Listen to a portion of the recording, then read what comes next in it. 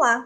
Começa agora mais um Panorama da Educação, um espaço virtual onde a gente conversa sobre as atividades da Cátedra Sérgio Henrique Ferreira, do Instituto de Estudos Avançados Polo Ribeirão Preto da USP, e também sobre o que acontece de relevante no cenário educacional.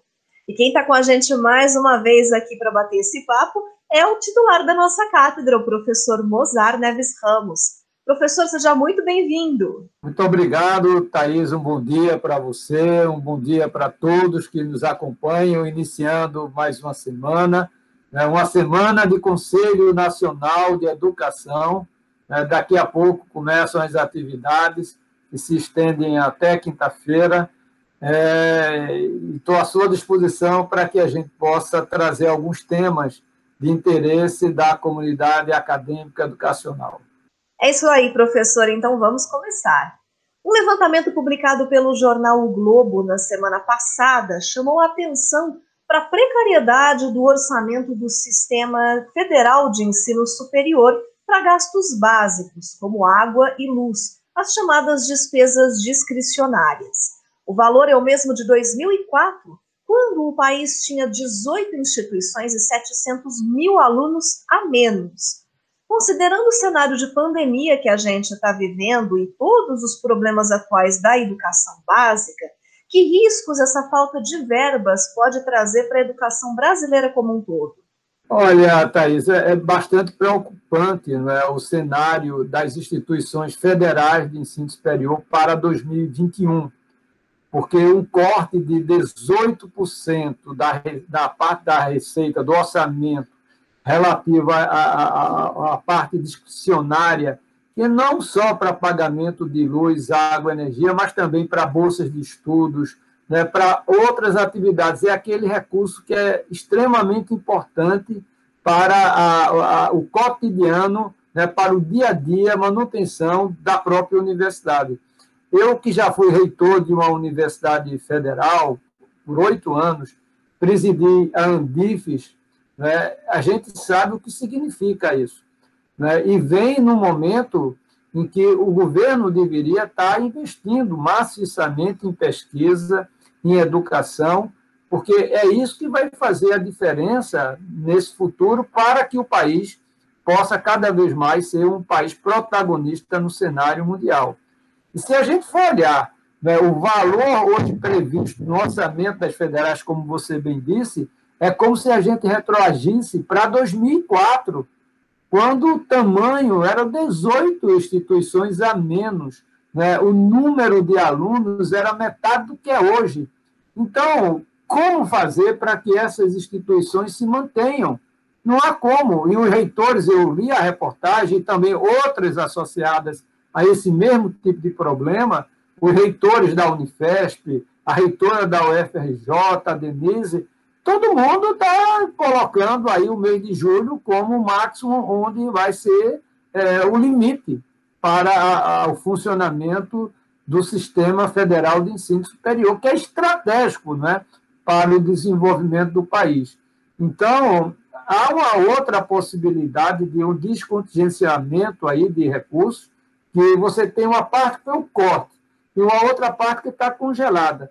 Mesmo que a parte congelada, né, que seja liberada em função do eventual crescimento econômico, né, não muda muito o cenário de escassez de recursos para as universidades federais.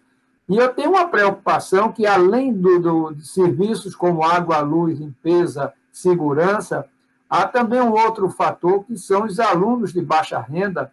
Nas 2 últimas décadas, houve um crescimento muito forte do número de jovens de baixa renda nas universidades federais.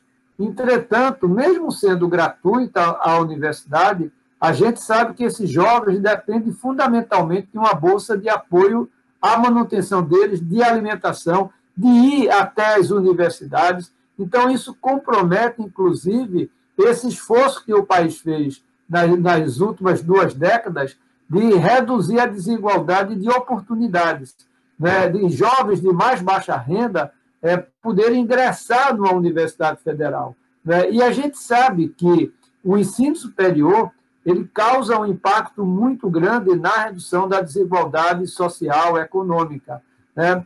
Por exemplo, a gente sabe que um jovem que tem o curso superior completo, mas que os pais não são letrados, quer dizer, não têm o curso superior, por exemplo, né, ele ganha, em média, R$ 2.600, dados da PNAD. Por outro lado, quando esse jovem termina o ensino superior e os pais têm um diploma de ensino superior, ele ganha, de partida, 3 vezes mais. Né? Isso é o reflexo, né, de todas as oportunidades que são dadas a esse jovem. Então, se a gente quer reduzir a desigualdade educacional, é investir em educação e, claro, na educação básica e no ensino superior. Então, é muito importante que o país, que a sociedade acompanhe esse drama, né, do orçamento das universidades federais. Outro tópico que eu gostaria que o senhor comentasse no programa de hoje, trazendo aí a pauta do ensino superior para o ensino básico, é o ensino remoto. A gente sabe que ele se tornou a principal forma de ensino durante a pandemia por conta do fechamento das escolas. Mas num artigo publicado na Folha de São Paulo na última sexta-feira, o pesquisador da FGV e da Universidade de Colômbia, Alexandre Schneider, criticou a forma como isso foi feito. Uma pesquisa da USP e da FGV, inclusive, avaliou a eficiência dos planos de educação remota de estados e capitais brasileiros. As notas foram baixíssimas. 2,38 para os planos estaduais, em uma escala de 0 a 10, e 1,6 para os das capitais. Como o senhor analisa esse cenário, considerando que ainda estamos numa situação de emergência sanitária e que dificilmente a gente vai ver um retorno amplo às atividades presenciais aí tão cedo? Olha, Thaís, eu li o artigo escrito, né, pelo Schneider, que foi secretário municipal de São Paulo por muitos anos, em diferentes governos, está agora investindo numa carreira de pesquisador, é muito bom, é uma pessoa muito preparada, e fez um belíssimo artigo. Entretanto, eu chamaria a atenção de um ponto, que, inclusive, nós comentamos já em outros programas, em outro programa do Panorama. A gente, praticamente, os sistemas de ensino, as redes de ensino, tiveram que mudar o pneu com o carro em movimento, não é? Ninguém estava, nem tinha planejado uma pandemia da noite para o dia, escolas fechadas. No mundo inteiro, foi 1 bilhão e 500 milhões de jovens, né, sem poderem ir à escola. E o caminho único que se encontrou naquela oportunidade foi oferecer atividade de ensino pelo meio remoto, né, usando as novas tecnologias, seja por atividades síncronas ou assíncronas. Entretanto, para não demorar e, portanto, para não criar um hiato, que já foi grande, né, entre o fechamento e o reinício das atividades escolares com base em ensino remoto, a gente teve, como eu disse, mudar o pneu com o carro em movimento, ou seja, nós não preparamos os professores para o ensino remoto. O material pedagógico didático utilizado foram basicamente os mesmos materiais do presencial. Então, o que a gente fez foi tentar transferir uma cultura presencial para o online. E não é assim. Mas tinha que ser assim naquele momento. Não tinha como. Não é? Ou a gente fazia isso, ou o drama era maior. Porque a gente está vivendo a questão do drama da aprendizagem, isso foi citado não só no artigo do Schneider, mas nesse outro também da AGV, e outros que foram publicados mais recentemente, tem chamado a atenção, naturalmente, o déficit de aprendizagem. Muito alto, né? Quer dizer, um déficit muito agudo, isso ninguém imaginava que seria. Sabíamos, né, que não tínhamos como, da noite para o dia, reinventar uma escola que os alunos aprendessem regularmente. Mas era o que era possível fazer para, pelo menos, manter, né, os estudantes com atividades escolares, mesmo que longe do ponto ideal, né, mesmo por ensino remoto ideal. Mas era o que era possível fazer, né? Então, há de se compreender que foi um momento em que tinha que ser feito aquilo, foi feito aquilo da maneira melhor possível, né, nas condições possíveis, né? Mesmo São Paulo, que foi um dos estados, juntamente com o Paraná, que mais, de uma forma mais rápida, respondeu ao fechamento das escolas e à oferta do ensino remoto, né? Os dados são alarmantes, muito preocupantes, né? Então, isso significa que ainda vamos, por outro lado, continuar com o ensino remoto. A pandemia ainda está em um nível muito elevado, né? As variantes da Covid aí são mais agressivas, né? Eu estou em Pernambuco, né? E as escolas estão sendo propostas que sejam fechadas, né? Porque a agressividade está muito alta, né? Crianças já em fila de UTI, né? Esperando vaga por conta da Covid. Então, é um cenário que o caminho ainda vai ser por ensino remoto. Agora, a gente fica como uma lição de tudo isso, em primeiro lugar, que não dá para fazer o ensino presencial e rebater no remoto como se fossem as mesmas coisas. São estratégias diferentes. O material didático no ensino remoto ele tem que ser muito mais autoexplicativo.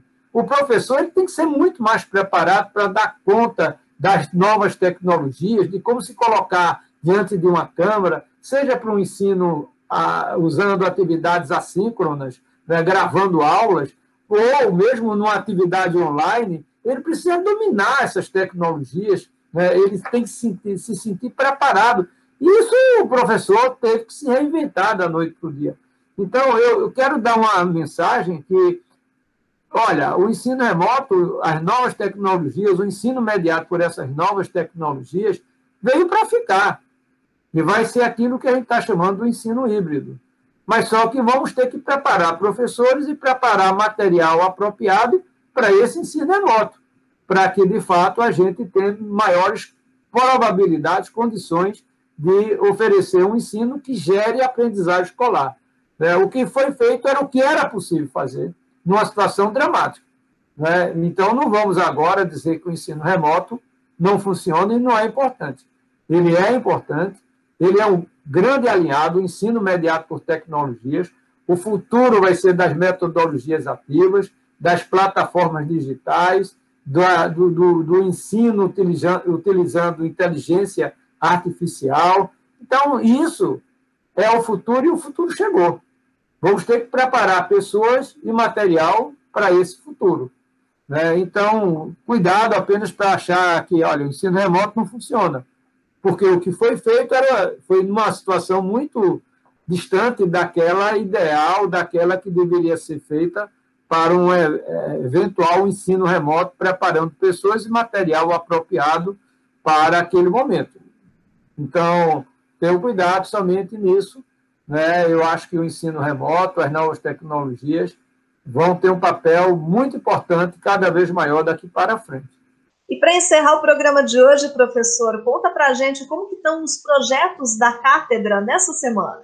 Olha, Thaís, a gente está num momento extremamente importante, dos trabalhos acadêmicos, as publicações da cátedra em revistas extremamente reconhecidas no cenário nacional e internacional pela CAPES, mas também estamos agora preparando ao longo desse mês de maio uma grande e importante, fruto de uma importante parceria com o IED, que é coordenado pelo Ernesto Faria, muito conhecido na área da avaliação, que hoje tem sob sua responsabilidade o portal QEDU, que é certamente de longe o mais utilizado pelos educadores, professores, gestores da educação básica desse país, e conseguimos fazer essa parceria para o lançamento do portal QEDU Gestão, que vai ser muito importante para orientar, principalmente, políticas públicas assertivas com base em evidências para cidades de médio porte, que é o foco da ação, da atividade da cátedra. E estamos programando isso para o finalzinho de maio e início de junho, mas já coloco todo mundo aí no radar, porque certamente isso vai ser uma importante contribuição para as políticas públicas de educação. É isso aí, professor, e dados esses que são tão importantes para a formulação de políticas públicas, A gente tem aí esse grande problema atual do censo, que corre o risco de ser suspenso mais uma vez esse ano. Então, que bom que a cátedra pode contribuir com informações tão relevantes para o planejamento dos municípios nesse momento, né?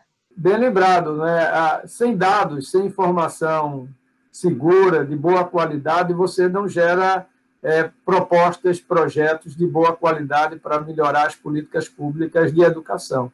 Então, isso atende àquilo para a qual a cátedra foi criada, né? De gerar instrumentos, insumos para melhorar a política pública da educação. Bom, o Panorama da Educação de hoje está ficando por aqui. Professor Mozart, muito obrigada por mais esse nosso bate-papo. Bom, a alegria foi minha de estar com você mais uma vez, com todos que nos acompanham, e tenham uma semana abençoada, se cuidem, né, usem máscara, né, para que a gente cada vez mais possa superar esse momento tão difícil que estamos vivendo. Um grande abraço para todos. E se você quiser acompanhar o trabalho da Cátedra Sérgio Henrique Ferreira, fique ligado nos nossos perfis nas redes sociais. Nós estamos no Facebook, no Instagram e também no Telegram. Inscreva-se, curta, compartilhe os nossos conteúdos e deixe o seu recado lá também, contando que temas você gostaria que a gente discutisse aqui no programa. E lembrando que todos os episódios ficam disponíveis também no formato podcast nas principais plataformas de áudio. Na próxima semana eu volto com mais um Panorama da Educação e eu te espero aqui. Até lá!